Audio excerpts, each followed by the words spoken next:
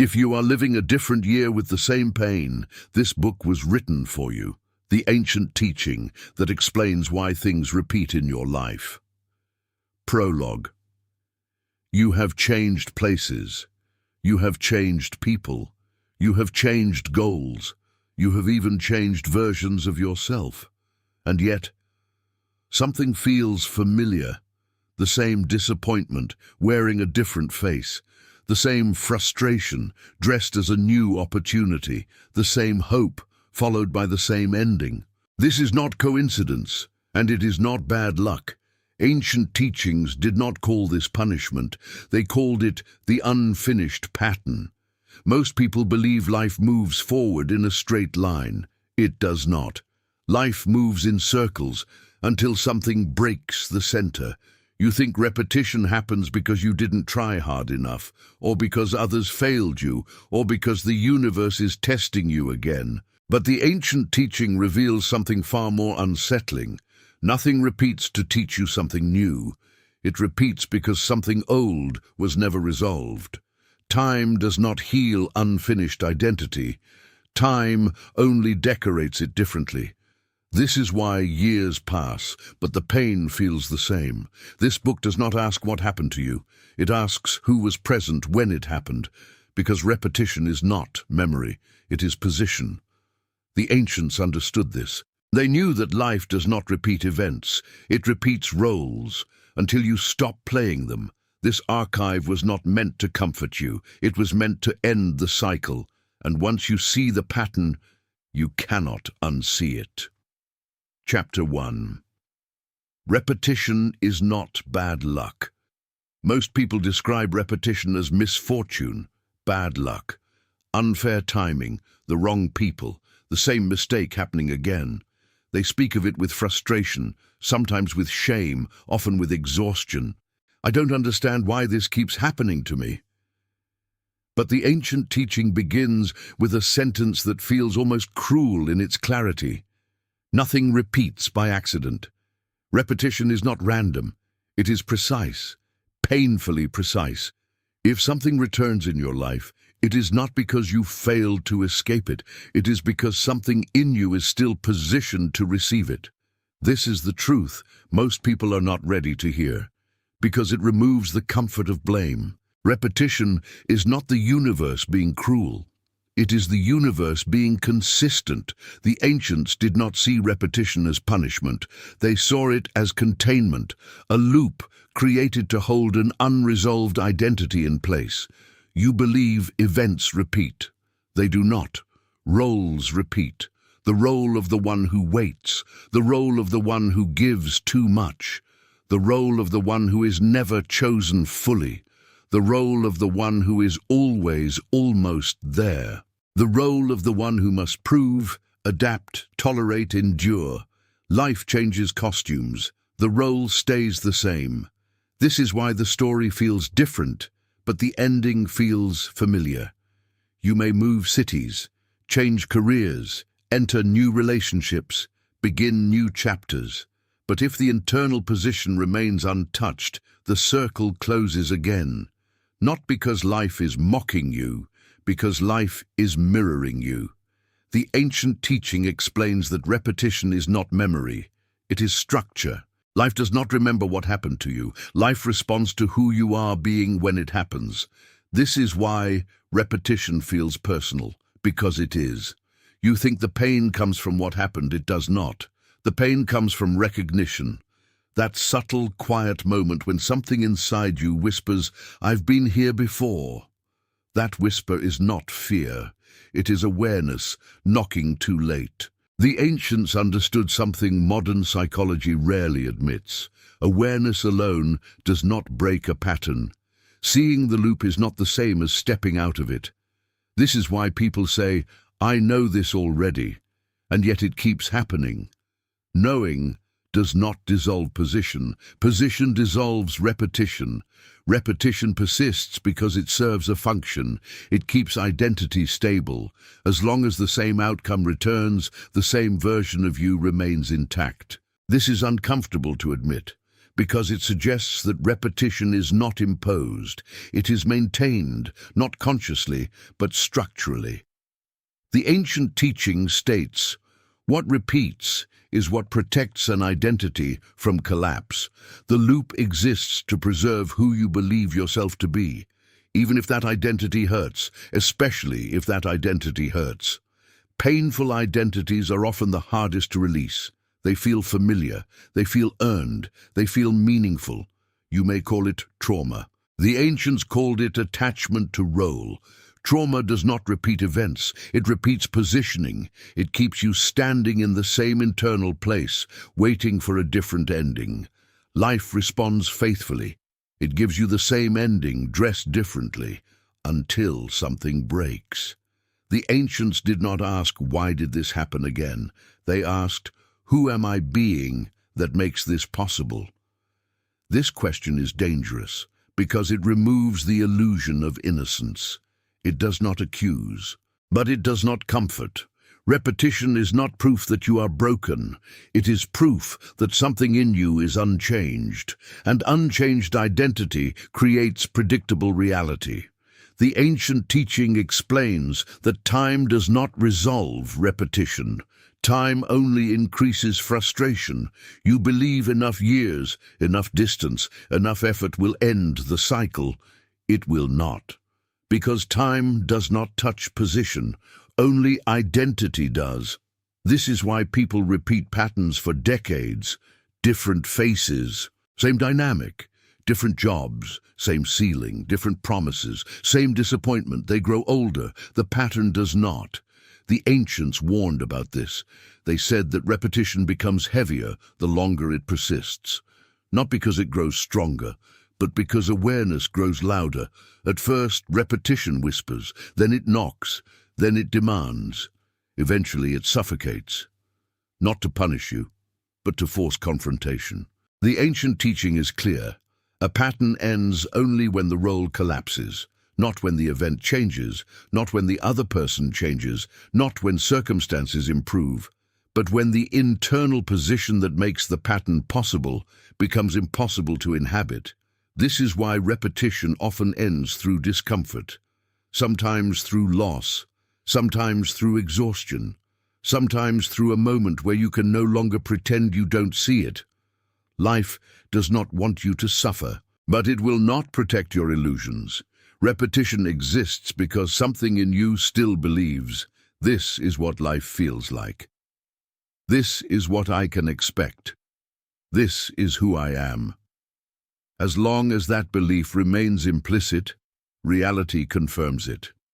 The ancients believed that repetition is a message with only one sentence: you are still standing in the same place. Not geographically, internally. This chapter exists to remove the idea that repetition is unlucky. Luck has nothing to do with it, nor fate, nor destiny. Repetition is obedience, reality obeying your internal coordinates. And this is the part that feels darkest. Life will continue repeating the pattern as gently or as brutally as necessary.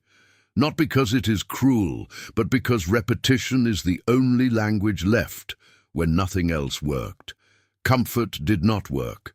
Hope did not work. Distance did not work. Understanding did not work. So life repeats, not louder, but closer, until you are forced to ask a different question. Not "Why does this happen to me?" but "Who must I stop being for this to end?" This is the question the ancients left behind, not as punishment, as an exit, but exits are never where we want them to be. They are where we stopped looking. This is only the beginning, because understanding repetition is not enough. The next chapter reveals something more unsettling. You are not trapped in the pattern. You are playing a role inside it. And roles can end, but not without cost. Chapter 2. The role you keep playing. Repetition does not ask who you are. It responds to who you remain. This is the part the ancient teaching hid carefully because it fractures the last illusion most people cling to, that they are only victims of what keeps happening. The ancients did not deny suffering. They denied innocence. They believe that every repeating pattern survives because someone is still willing to occupy the role that sustains it. Not consciously, not willingly, but faithfully. A role is not a personality. It is not your character, your intentions, or your morals. A role is an internal position you default to when reality pressures you. And pressure always reveals position. You do not choose your role when life is calm. You reveal it when something demands a response. The ancient teaching states something unsettling.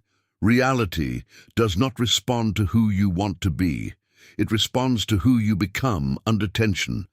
This is why repetition exposes you, not publicly, internally. The same conflict appears, and without thinking, you step into a familiar posture. You justify, you wait, you endure, you explain, you overgive, you stay quiet, you stay longer than you should. And suddenly, the loop closes again. Not because life forced you, because the role was available. The ancients described roles as energetic grooves, paths worn into identity by repetition, memory, and survival. Once a groove exists, the mind slides into it automatically. You don't decide, you default. This is why people swear they'll act differently next time, and then don't, because intention does not override structure. You cannot think your way out of a role you are still structurally prepared to play. Roles feel invisible because they feel normal. They don't announce themselves. They feel like, this is just how I am. But the ancients knew how to recognize them. They asked one simple question: what part of you always arrives first when things go wrong? Is it the part that explains, the part that fixes, the part that waits for clarity, the part that hopes it will be different this time, the part that absorbs discomfort to preserve peace? That part is not neutral. It is trained, and it is loyal. The role you keep playing once protected you. This is important. Roles are born in moments where choice was limited. They are survival intelligence. At some point in your past, being this version of yourself kept you safe, loved, included, or unseen enough to endure. So the role learned, this works. And it kept working, long after it stopped being necessary. The ancients believed that roles outlive their usefulness, but they do not dissolve on their own. Because identity resists collapse. You don't just play a role, you recognize yourself in it. Letting it go feels like losing coherence. Who would you be without it? This is why roles defend themselves. They whisper rationalizations. This is just who you are. This is maturity. This is strength. This is love. This is patience. But the ancient teaching makes a sharp distinction. A role can look like virtue while functioning as a cage. Roles are not evil, but they are rigid. And rigidity creates repetition. The role you keep playing shapes how others behave toward you, not because they sense weakness, but because roles signal boundaries, unspoken ones. If your role is to tolerate, reality provides something to tolerate. If your role is to prove, reality withholds confirmation. If your role is to wait, reality delays, not as punishment, as alignment. This is where the teaching becomes deeply uncomfortable. You do not attract what you want. You attract what fits the role you are already performing. Reality is not impressed by desire, it is obedient to structure. The ancients warned that roles become invisible prisons, not because they are locked, but because you stop noticing the bars. You call it loyalty, you call it compassion, you call it resilience, but inside something feels exhausted because the role keeps demanding performance again and again and again until the cost becomes undeniable. The ancient texts describe a moment they called the fracture, the moment when a role no longer feels noble, only heavy. This is when repetition begins to feel suffocating instead of familiar. This is not a failure. It is a signal. The role is cracking, And identity does not like cracks because cracks threaten continuity. If the role collapses, who are you? This is why fear rises when you consider acting differently, not fear of consequence, fear of disorientation. The ancients wrote, "The role ends before the pattern does." And that space feels like death, not physical death, identity death, the loss of a version of yourself that knew how to survive. This is why people cling to roles even when they hurt, because pain with familiarity feels safer than freedom without orientation. Repetition survives because the role still feels safer than the unknown. This chapter exists to make one thing impossible: to say you don't know what role you're playing. You may not name it yet, but you feel it in your body, in the tension that arrives before your mind does, in the reflexive response you give before thinking. That reflex is the role, and as long as it exists, the pattern has somewhere to land. The ancients never asked people to fight their roles. They asked them to outgrow them, because roles cannot survive expansion. Only unconsciousness. The moment you see the role clearly, it weakens, not instantly, but irreversibly. This is why awareness feels destabilizing, because you can no longer fully perform what you can now see. And this is where repetition begins to lose its grip, not because the world changes, but because you no longer arrive as the same person. The next chapter reveals something even more unsettling. Reality does not repeat to teach you. It repeats to confirm you, until confirmation becomes unbearable, and then change is no longer optional. Chapter 3. The Confirmation Trap. Repetition is often mistaken for a lesson. People say life is trying to teach them something, that if they pay attention, learn faster, heal deeper, forgive more, the cycle will end. The ancient teaching rejected this idea entirely, because teaching implies progression, repetition implies confirmation. Life does not repeat to instruct you. It repeats to verify who you still are. This is the trap. The confirmation trap is subtle because it feels like movement. Something happens again, and you respond again. You analyze it differently. You understand it more clearly. You promise yourself you will act differently next time. And yet, when pressure arrives, the same internal posture stands up to meet it, not because you failed, but because identity seeks confirmation. The ancients wrote, "What remains unresolved seeks recognition, not resolution."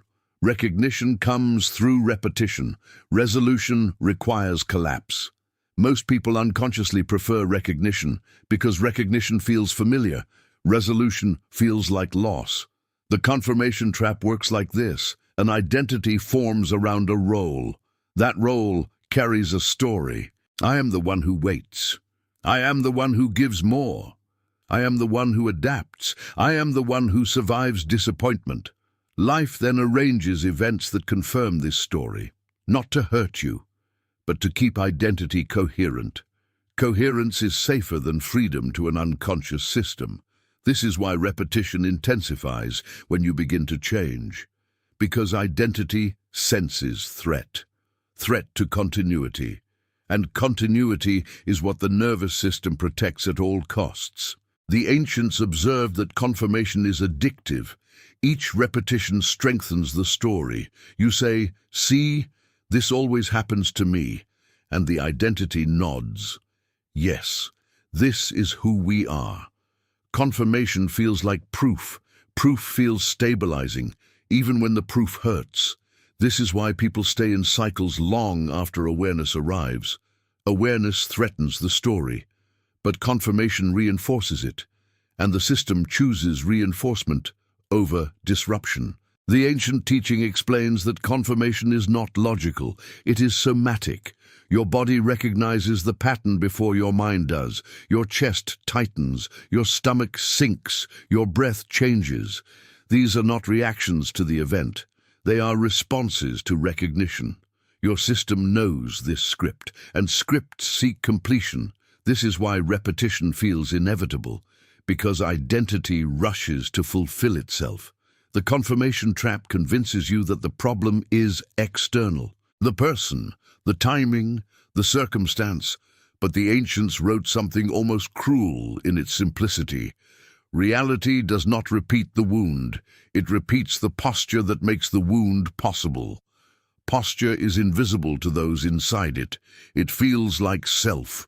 This is why confirmation feels personal, because it is not the event that confirms you. It is your response. Your response says, yes, I am still here. I still exist in this role. And reality records it, not judgmentally, faithfully. The confirmation trap deepens because it creates meaning. People say, this must be my karma, my soul lesson, my test.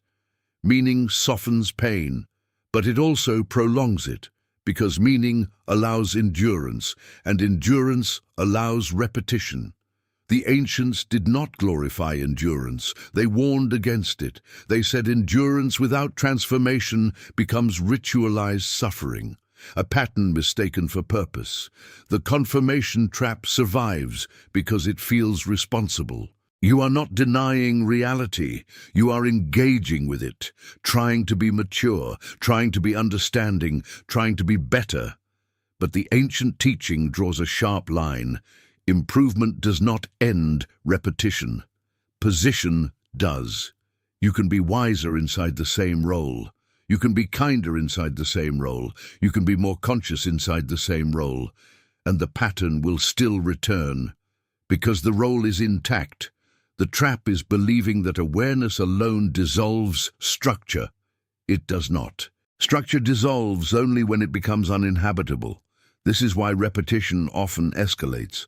Not because life is cruel, but because confirmation weakens when discomfort grows. Life increases pressure until the role can no longer be performed comfortably, until the story cracks, until endurance fails. The ancients wrote, the pattern tightens until the role breaks. This is the moment people call a breakdown, but the ancients called it an opening. Because confirmation fails when the role collapses, and collapse is the only interruption repetition respects. The confirmation trap also explains why change feels dangerous. If the role ends, the story ends. And without the story, identity feels exposed. Who are you without the proof of repetition, without the familiar pain, without the narrative that organized your suffering?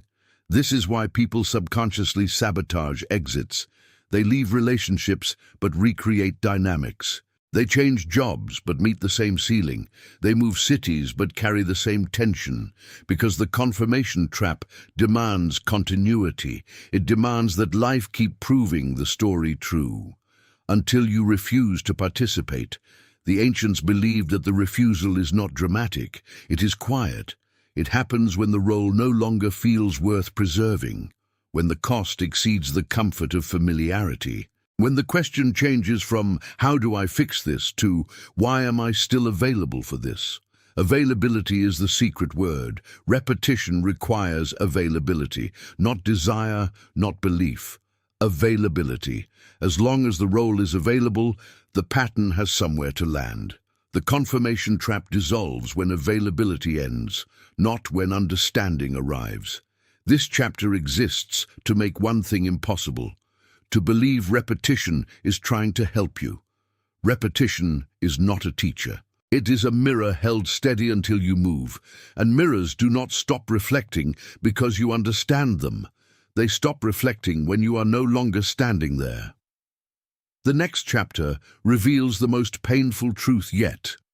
Awareness alone keeps the pattern alive, because awareness without collapse becomes performance, and performance feeds the trap. Chapter 4. Why awareness alone does not break the cycle. Awareness feels powerful.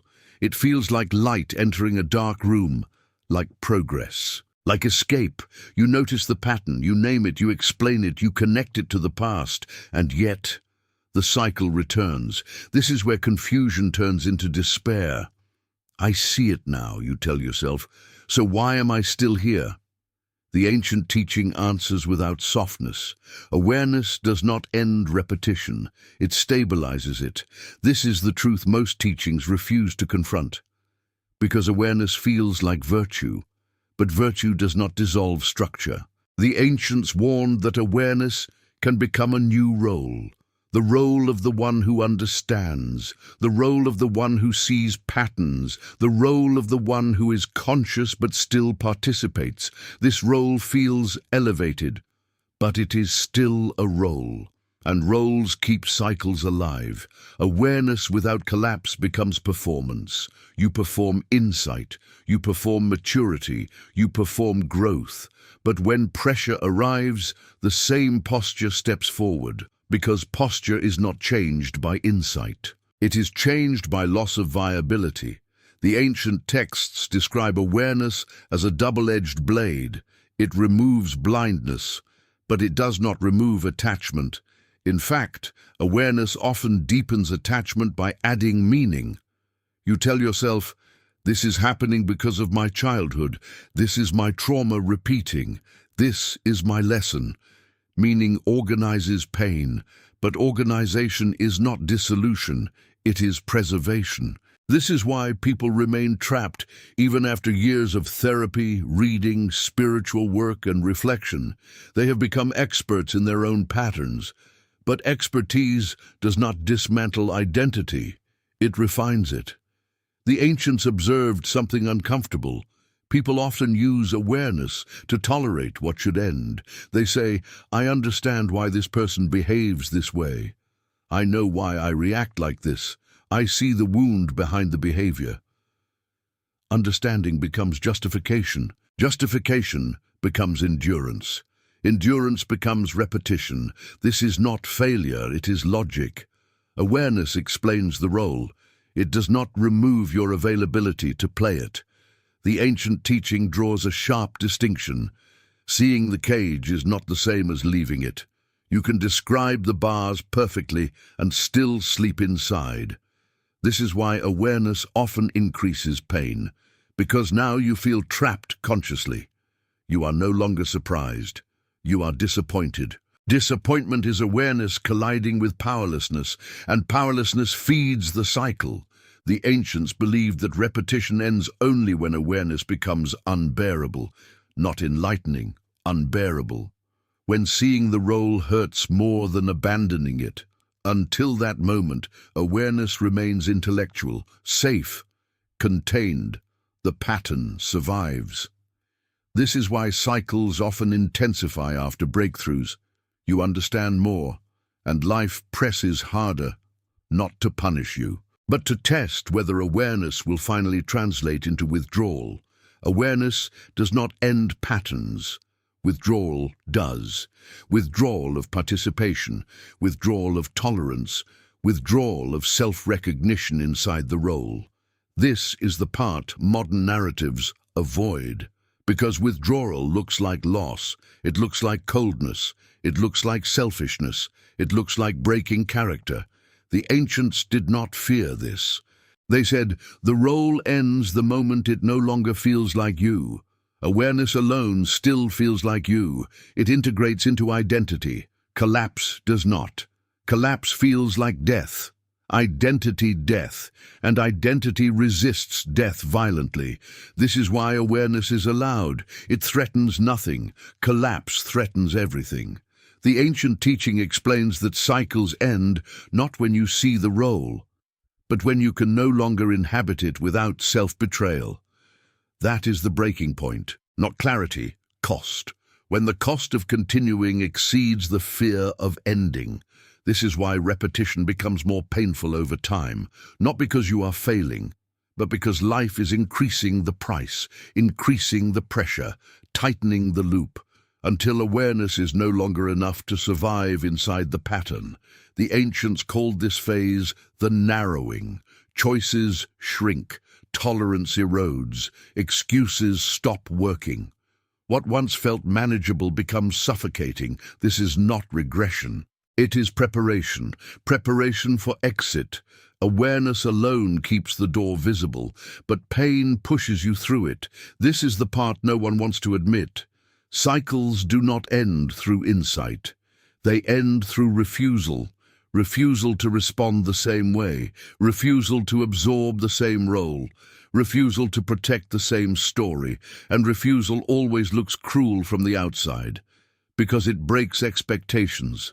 It breaks agreements you never consciously signed. It breaks the version of you others relied on. The ancients warned, when awareness turns into refusal, the world will resist. Because repetition depends on your cooperation. When you withdraw cooperation, the system destabilizes. People push back, circumstances escalate, old dynamics intensify. This is not the cycle returning. This is the cycle defending itself. Awareness watches, refusal acts, and action without identity support feels terrifying. This is why most people retreat back into awareness. They analyze instead of act. They understand instead of withdraw. They explain instead of end, and the cycle survives. This chapter exists to remove a dangerous illusion that knowing is enough. Knowing is preparation. Ending requires loss of familiarity, loss of identity, loss of the role that once kept you safe. The next chapter reveals something even harder to accept. Healing does not necessarily end repetition. Sometimes it makes it more efficient. Chapter 5. The Emotional Loop. Most people believe they repeat situations. They do not. They repeat emotions. The ancient teaching was explicit about this, even when it frightened those who read it. Events change. People change, circumstances change, but the emotion remains identical. This is the emotional loop. It is the most invisible prison because it does not look like repetition. It looks like life. Different faces, different names, different environments, but the feeling is unmistakable. The same tightness in the chest, the same sinking in the stomach, the same quiet disappointment, the same familiar ache of being unseen, unchosen, unsafe, or abandoned. You tell yourself, this is different. And intellectually, it is. Emotionally, it is not. The ancients taught that emotion is not a reaction. It is a residence. You do not feel emotions. You live inside them, and life arranges itself to justify where you live. This is why the emotional loop is so difficult to break. You can leave a relationship, but carry the same feeling into the next one. You can leave a job, but meet the same frustration in a new role. You can escape a place, but recreate the same internal atmosphere elsewhere, because the loop is not outside. It is inside your nervous system. The ancient texts describe emotions as magnetic fields. They pull experiences that match their frequency, not because the universe is mystical, but because perception filters reality. When you live inside a familiar emotional state, you interpret everything through it.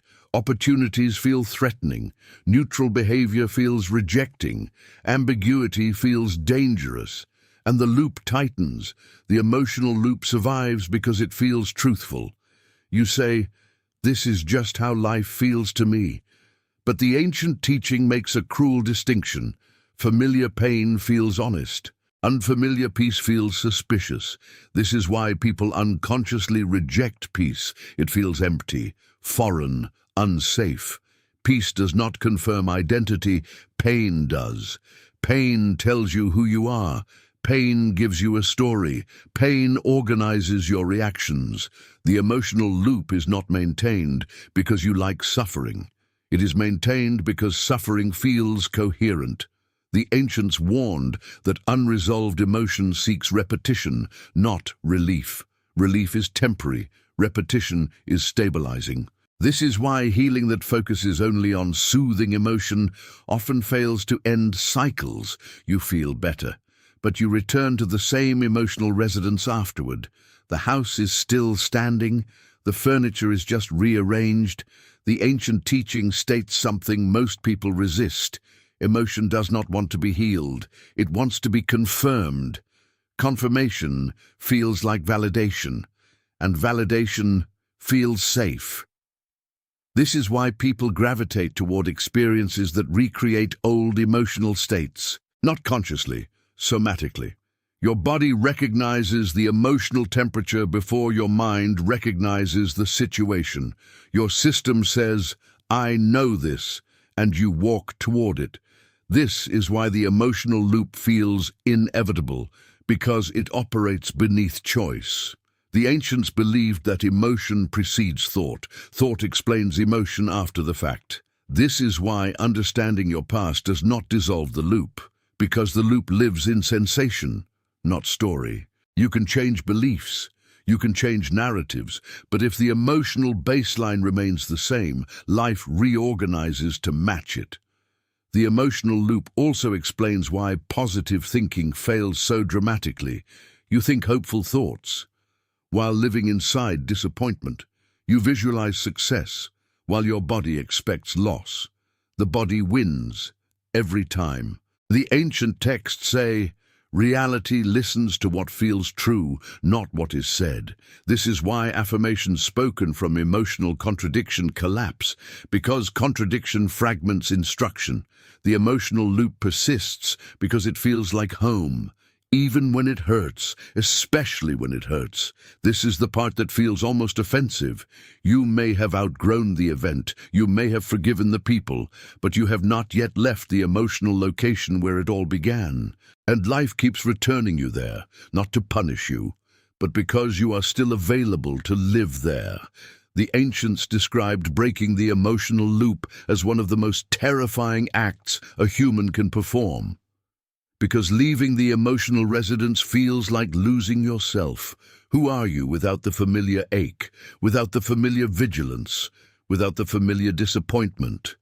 The emotional loop dissolves not when you feel better, but when you refuse to feel familiar.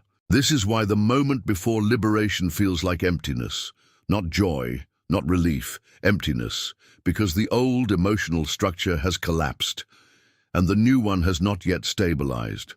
Most people panic here. They run back to what hurts, because pain at least feels like something.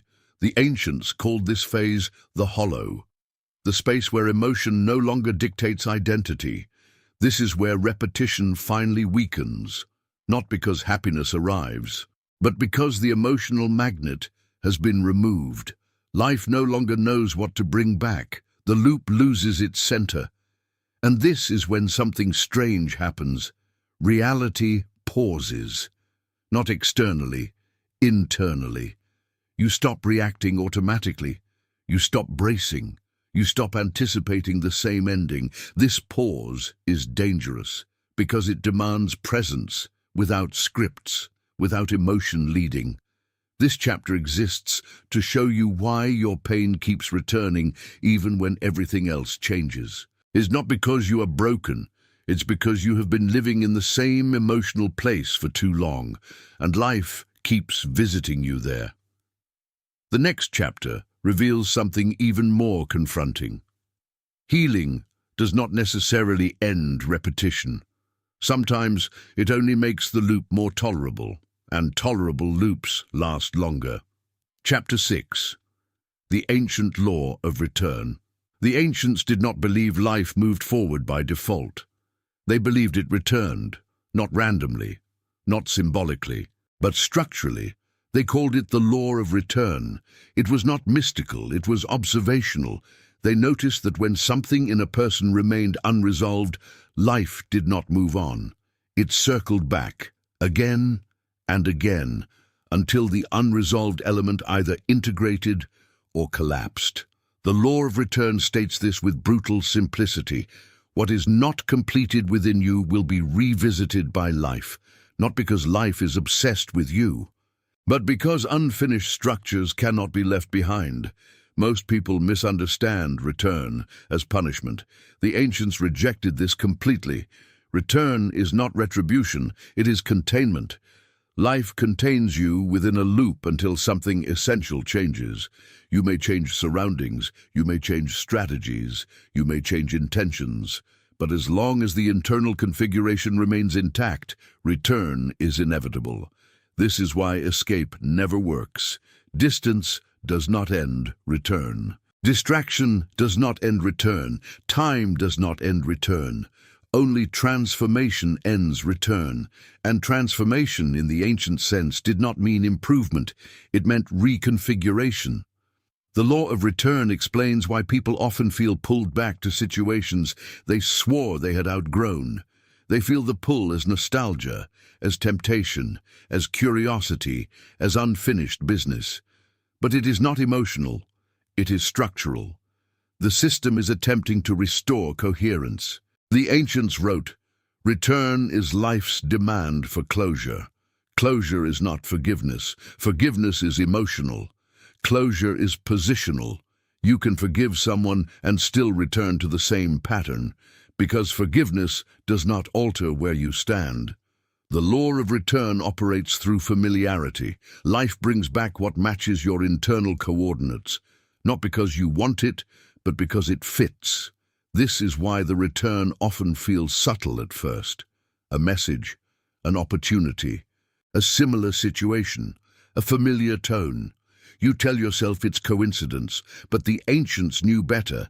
They said coincidence is how return disguises itself. Return tests availability. It asks one question silently. Are you still standing here? If you are, the loop closes again. The law of return also explains why people relapse, why cycles restart after progress, why old patterns reappear when things seem stable. Stability exposes what was merely suppressed. Return is not triggered by failure. It is triggered by stillness. When life calms down, unresolved identity becomes audible again, and return answers that sound. The ancients believed return accelerates as awareness increases. This is important. The more conscious you become, the faster life brings you back to unresolved points, not to punish you, but because tolerance decreases. What you could endure unconsciously before now feels unbearable. Return becomes sharper, shorter, less subtle. Because the system wants resolution. This is why spiritual growth often coincides with intensified repetition. People think they are regressing. They are not. They are approaching the exit. The law of return also explains why people feel trapped in almost scenarios, almost healed, almost successful, almost free. Return thrives in almost. Almost is unfinished, and unfinished structures demand revisiting.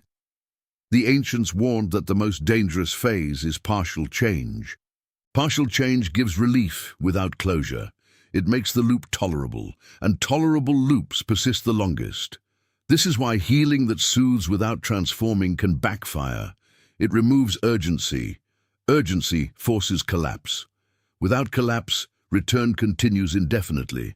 The law of return does not care about comfort. It cares about completion. Completion requires departure, not from people, not from places, from positions. You do not escape return by fighting it.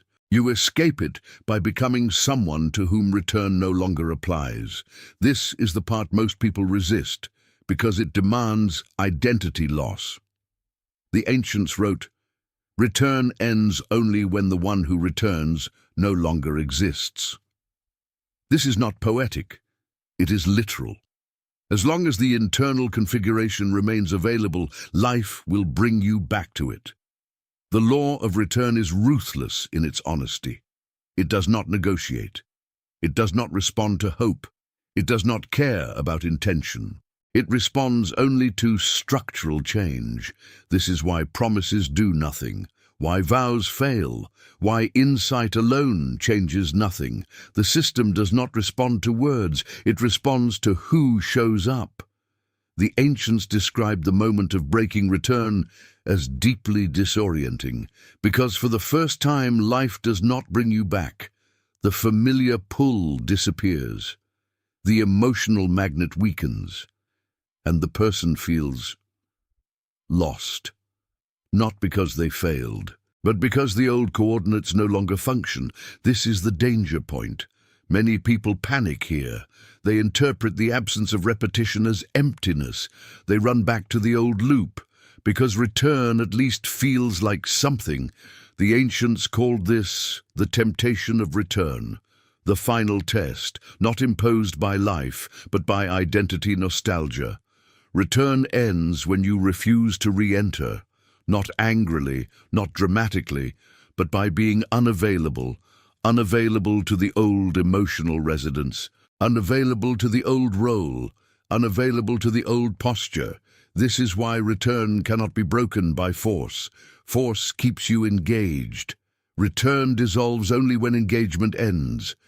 This chapter exists to make one truth unavoidable. Life is not dragging you back. You are still standing somewhere life recognizes, and life keeps visiting you there. The law of return does not ask for effort. It demands departure. And departure always feels like loss before it feels like freedom. The next chapter reveals the moment where return weakens, and why life often tries one last time to pull you back. Chapter 7. The moment the pattern breaks. The moment the pattern breaks does not feel like freedom. It feels like danger. This is the part no one warns you about. Most people imagine the end of a cycle as relief, clarity, peace. The ancient teaching says the opposite.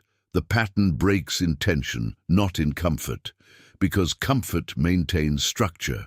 Discomfort dissolves it.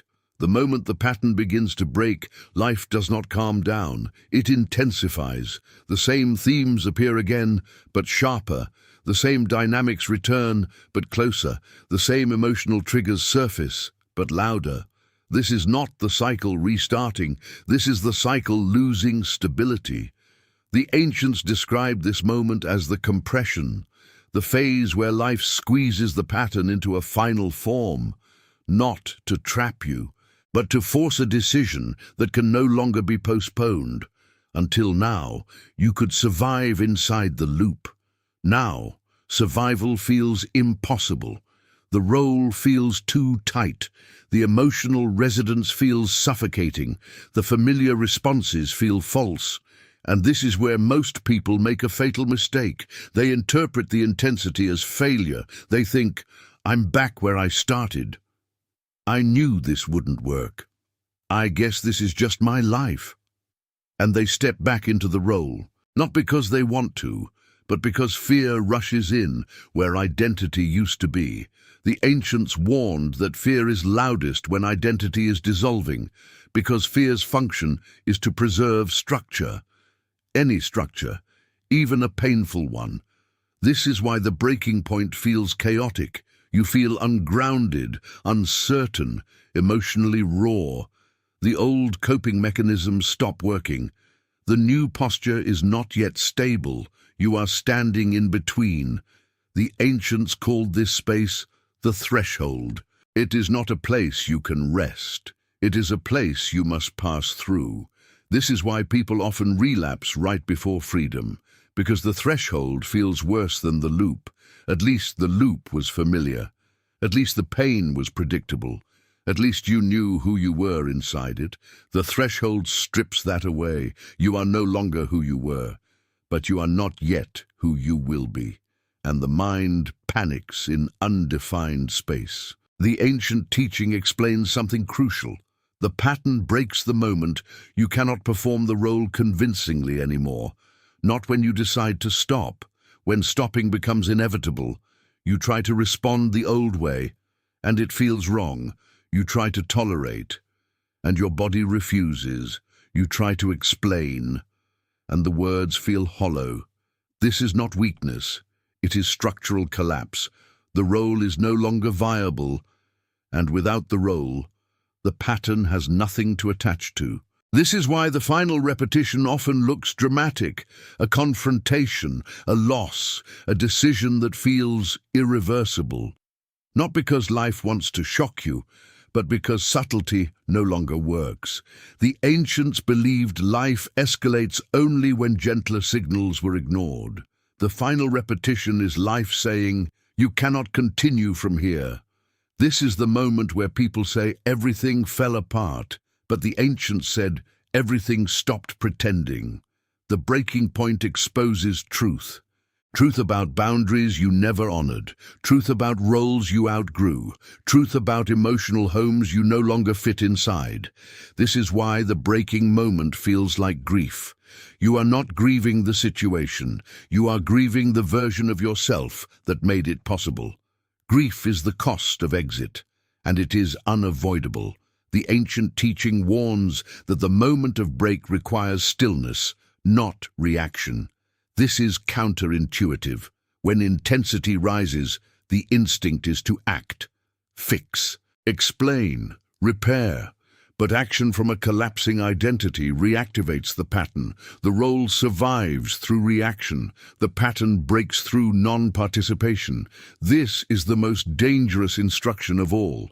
To not respond the way you always did. To not rescue, to not absorb. To not over-explain, to not rush to restore familiarity. The ancients said, the cycle dies when you refuse to play your part. Not with anger, not with blame, but with absence. Absence of the old self.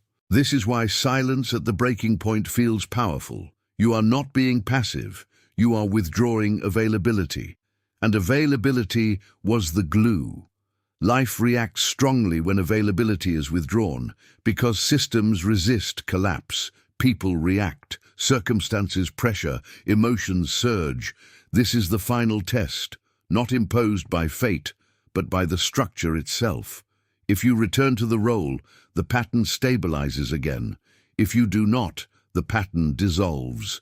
This is the moment where life feels unstable, because stability was built on repetition. Without repetition, there is temporary chaos. The ancients did not romanticize this. They warned that the breaking moment is lonely, because others still expect the old version of you. They still speak to the role, they still respond to the pattern, and when you do not show up as expected, friction arises. This friction is not proof you are wrong. It is proof the structure depended on you. The breaking point demands courage, but not the loud kind. It demands endurance without identity, to remain present without slipping back, to tolerate uncertainty without reaching for familiarity, to let the patterns starve, because patterns die from starvation, not confrontation. The ancient teaching ends this chapter with a warning.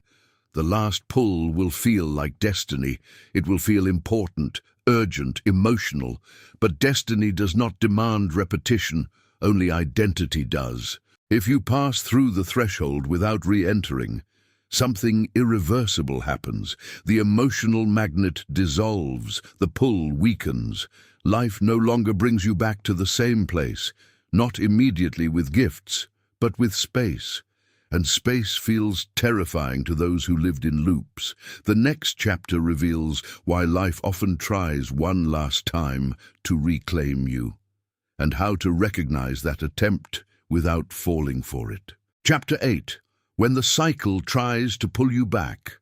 When a cycle begins to collapse, it does not disappear quietly. It reacts. The ancient teaching warned that patterns defend themselves, not consciously, structurally. The moment you withdraw availability, the system attempts restoration. This is why life often reaches out one last time, not with pain, but with familiarity. This is the most dangerous phase, because the pull does not feel hostile, it feels reasonable. You receive a message that sounds different, but feels the same. An opportunity that looks new, but carries the old tone. A situation that promises closure, but demands the same posture. You think, maybe this time it will be different. The ancients called this the echo. The echo is not the pattern returning. It is the pattern testing whether you are still reachable. The echo always arrives softened, less intense, less dramatic. It presents itself as growth, as maturity, as healing. This is why people fall for it. The ego interprets the echo as proof of progress. I've changed, you tell yourself. I can handle this now. I'm stronger, but strength is not the measure here. Availability is. The ancient teaching makes this clear. The cycle does not need your suffering, it needs your participation. When participation ends, the cycle weakens. So it tries to re-engage you. It uses memory, it uses emotion, it uses nostalgia. It reminds you of who you were inside the loop. And familiarity whispers, "At least this is known." The ancients observed that the final pull often mimics resolution. It offers explanations, apologies, promises, moments of clarity, but resolution offered externally cannot end a cycle maintained internally. This is why the echo is seductive. It appears after silence, after distance, after you begin to feel unanchored. You feel the absence of the old structure. And absence feels like loss. The echo fills that void. It says, "Come back, we can fix this." But the ancient texts issue a brutal warning. Nothing that arrives to restore comfort is meant to end the pattern. The echo exists to test one thing. Have you mistaken relief for freedom? Relief reduces pain. Freedom dissolves structure. The echo offers relief, because relief re-stabilizes identity. And stabilized identity allows repetition to resume. This is why the echo often comes when you feel most uncertain, when the new posture is not yet embodied, when the ground feels unstable, when silence feels heavy. The ancient teaching says, the echo arrives when identity is most vulnerable, not weak, undefined. Undefined identity is easily seduced by familiarity. This is why people say, "I don't know why I went back." They went back because the old coordinates were still legible. The new ones were not. The echo feels like a bridge, but it is a loop disguised as progress. It invites you to re-enter the role consciously. This is even more dangerous, because conscious participation feels empowered. "I choose this," you say. But choosing to reoccupy a collapsed role is still reoccupation. The cycle does not care if you enter willingly. It only cares that you enter. The ancients described a single reliable indicator. If the situation requires you to become who you were in order to engage, it is the echo, not who you learned from, not who you healed into, but who you were when the pattern was alive. If the same emotional posture is required, the cycle is reclaiming territory. This is why discernment matters here more than courage.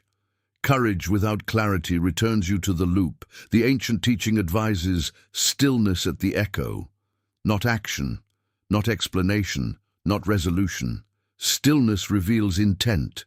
If the situation collapses without your participation, it was the echo. If it demands reaction, performance, justification, it was never an exit. This is where most people fail. They respond, they explain, they engage emotionally, they try to do it right this time, and the cycle locks back into place. Not because they are foolish, because the echo is designed to feel reasonable. The ancients wrote, "The final trap will look like peace." But peace that requires you to shrink is not peace. It is familiarity pretending to be closure. This chapter exists to make one thing unmistakable. When the cycle tries to pull you back, it will not feel like pain. It will feel like permission. Permission to return, permission to rest, permission to stop being uncomfortable. True freedom does not offer permission. It requires tolerance of uncertainty. If you can remain unavailable during the echo, something irreversible occurs. The pull weakens. The emotional magnet dissolves. Life stops bringing the same situation back. Not because you won, but because there is no one left to receive it. The ancients believed that after the echo passes, the pattern loses coherence. It cannot reconstruct itself without your posture. This is why silence after the echo feels expansive, empty, unstructured. This is not loss, it is the absence of return, the space where a new life begins. The next chapter reveals the cost of this freedom. Because ending a pattern does not only remove pain, it removes identity. And identity loss always has a price. Chapter 9. The Cost of Ending the Pattern. When a pattern truly ends, relief is not the first thing you feel. Loss is. This is where most teachings fall apart. They promise freedom without cost, expansion without grief, awakening without mourning. The ancient teaching was brutal in its honesty. Nothing ends without something dying. And what dies is not the situation, it is the self that survived inside it. When repetition collapses, you do not only lose pain, you lose familiarity, you lose orientation, you lose the version of you that knew how to exist in that loop. This is why the end of a pattern often feels empty instead of victorious. You wake up and realize there is no drama to respond to, no tension to manage, no role to perform. And the mind does not celebrate this. The mind panics because identity was built around repetition. The ancients wrote, "The pattern fed you a sense of self." Even if the pattern was painful, it gave you structure. It told you who you were in relation to others. It gave you a predictable emotional rhythm. It created meaning through struggle. When the pattern ends, meaning collapses with it. And collapse feels like grief. This grief is not about missing what hurt you. It is about missing who you were allowed to be. The caretaker, the fighter, the one who endures, the one who hopes. These roles die quietly when the pattern ends.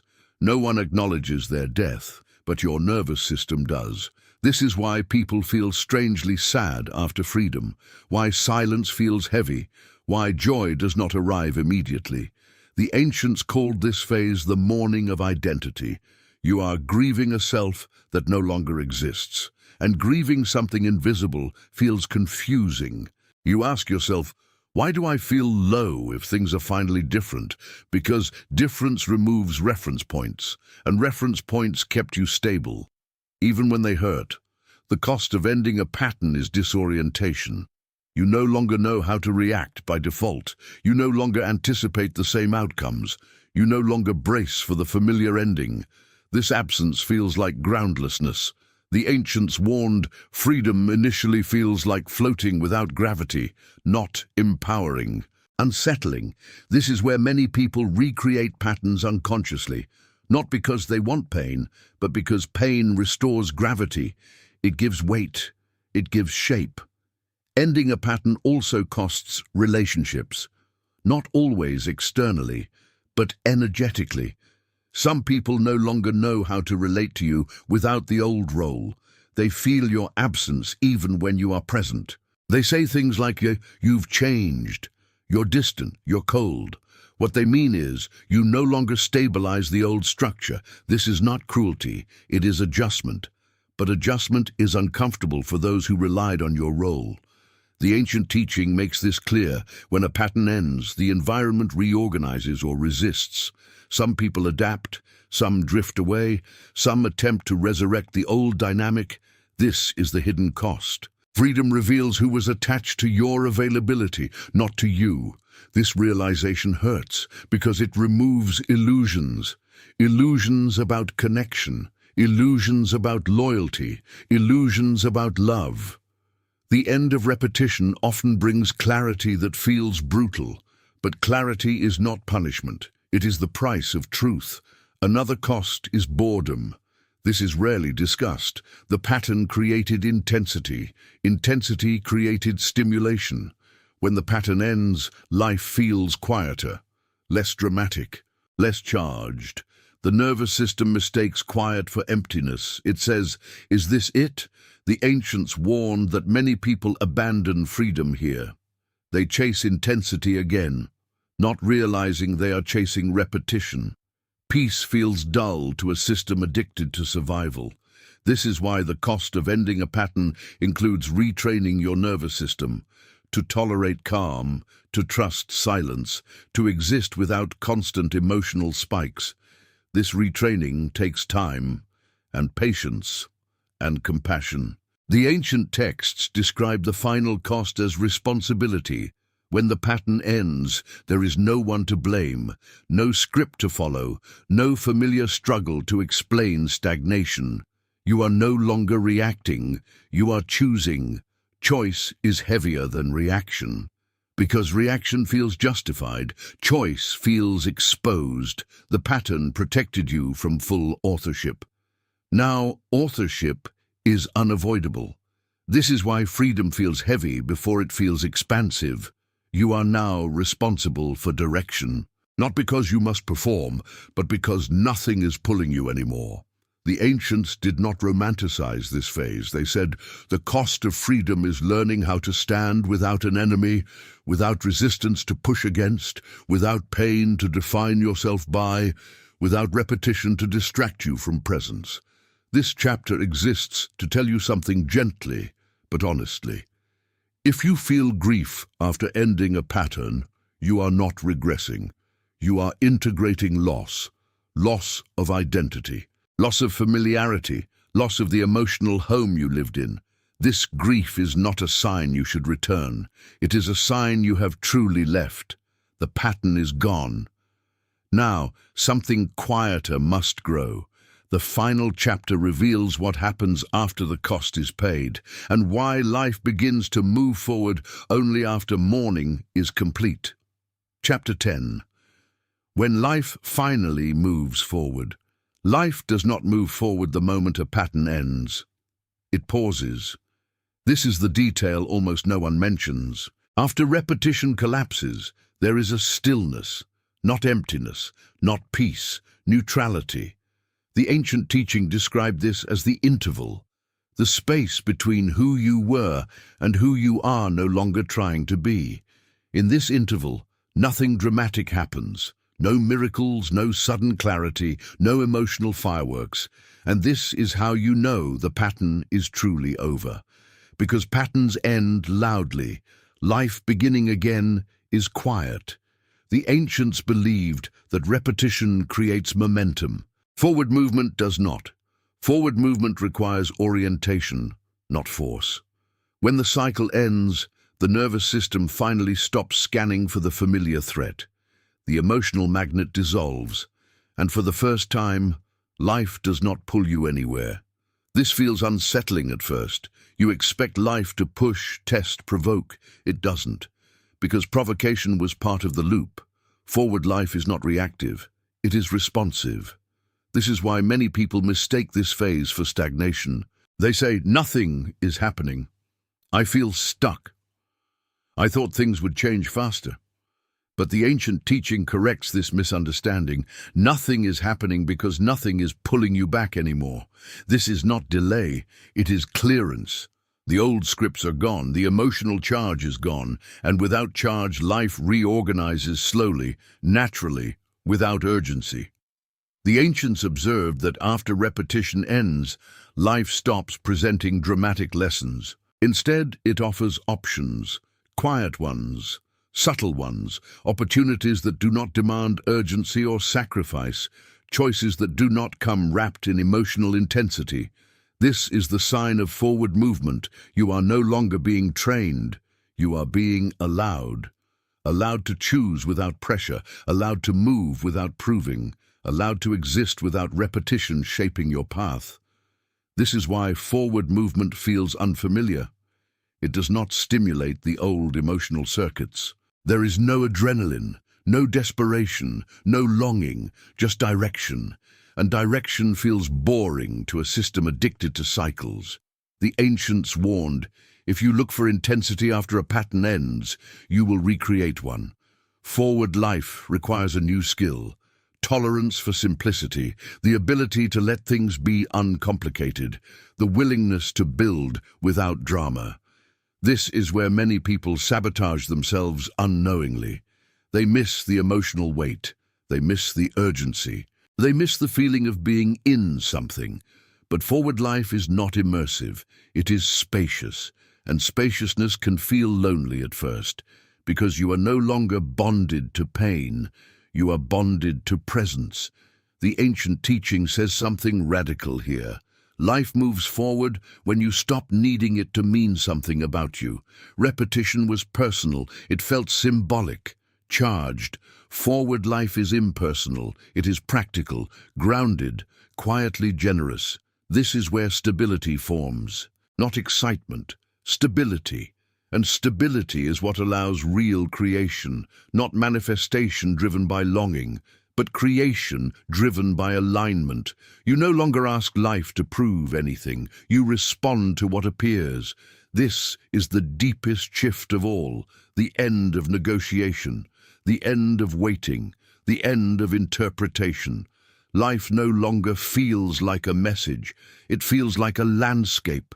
You walk, you stop, you choose direction. No signs screaming at you, no lessons chasing you, just movement. The ancients believed that forward life only begins after mourning ends, not because mourning is required, but because identity must fully release the past structure. Once the grief settles, once the nostalgia fades, once the temptation of return loses its pull, life resumes its natural rhythm.